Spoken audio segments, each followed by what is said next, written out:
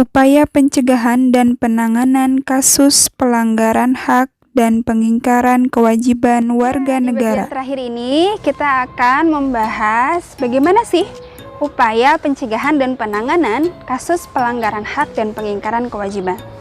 Kita bisa identifikasi dulu bagaimana upaya pencegahannya. Apa saja sih upaya pencegahannya? Yuk kita simak. Upaya pencegahan pelanggaran hak dan pengingkaran kewajiban diantaranya yang pertama yaitu supremasi hukum dan demokrasi yang harus ditegakkan. Artinya, sistem hukum di Indonesia harus ditegakkan, begitu juga bagaimana pelaksanaan sistem politik yang berasaskan pada demokrasi yang pun harus ditegakkan. Yang kedua, mengoptimalkan peran lembaga-lembaga selain lembaga tinggi negara yang berwenang dalam penegakan hak dan kewajiban, seperti lembaga KPK, Komnas HAM, KPAI, dan lembaga-lembaga lain. Yang ketiga, meningkatkan kualitas pelayanan publik, baik di bidang pendidikan, kesehatan, ataupun di bidang fasilitas umum. Yang keempat, meningkatkan pengawasan dari masyarakat dan lembaga-lembaga politik. Artinya di sini bagaimana masyarakat mempunyai peran aktif untuk melakukan monitoring dan evaluasi terhadap fungsi dan wewenang pemerintah. Yang selanjutnya, meningkatkan penyebarluasan prinsip-prinsip kesadaran bernegara kepada masyarakat, baik melalui lembaga formal maupun non-formal.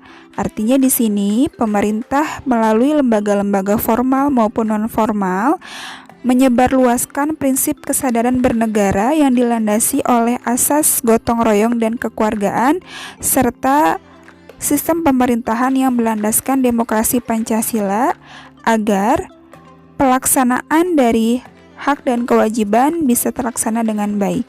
Yang selanjutnya, meningkatkan profesionalisme lembaga-lembaga keamanan dan pertahanan negara. Karena salah satu kasus pelanggaran hak dan kewajiban di bidang hukum pemerintahan politik adalah berkaitan bagaimana lembaga negara dan aparatur pemerintah yang masih belum banyak bertanggung jawab terhadap fungsi dan wewenang.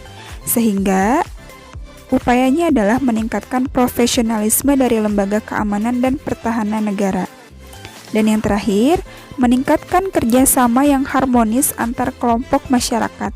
Nah, ini pun menjadi penting karena meningkatkan kerjasama yang harmonis dapat menumbuhkan rasa persatuan dan kesatuan di kalangan masyarakat sehingga dapat mencegah terjadinya pelanggaran hak dan pengingkaran kewajiban warga negara.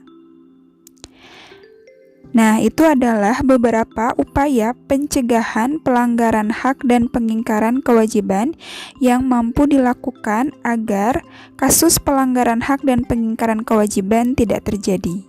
Nah, tadi kita sudah mengidentifikasi apa saja yang menjadi upaya kita dalam mencegah kasus pelanggaran hak dan pengingkaran kewajiban. Sekarang bagaimana nih jika sudah terjadi pelanggaran hak dan pengingkaran kewajiban?